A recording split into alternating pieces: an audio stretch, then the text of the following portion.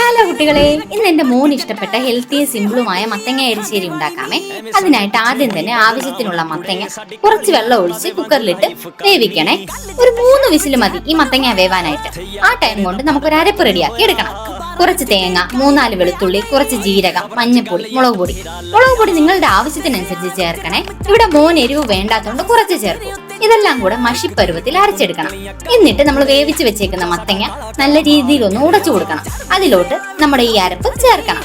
എന്നിട്ടൊന്ന് തിളച്ച് വരുമ്പോൾ സ്റ്റവ് ഓഫ് ആക്കണം. ഇനി നമുക്ക് ഇതിലോട്ട് കടുക് വറുത്ത് ചേർക്കണേ. അതിനായിട്ട് ചട്ടി വെച്ച് എണ്ണ ഒഴിച്ച് കടുക് ഇടണേ. അതൊന്ന് പൊട്ടി വരുമ്പോൾ നമ്മുടെ വറ്റൽമുളക് ഇടണം. അതിന്റെ കളർ ഒന്ന് മാറി വരുമ്പോൾ കുറച്ച് തേങ്ങയിട്ട് നല്ലപോലെ മൂപ്പിച്ചെടുക്കണേ. ഈ തേങ്ങ നല്ലൊരു ടേസ്റ്റ് നമ്മുടെ എരിശ്ശേരിക്ക് കൊടുക്കും.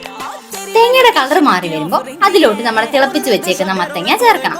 അപ്പോൾ ഇതാണ് നമ്മുടെ മത്തങ്ങ എരിശ്ശേരി. അപ്പോൾ എല്ലാവരും സന്തോഷത്തോടെ സ്നേഹത്തോടെ ഇരിക്കുക. ബൈ.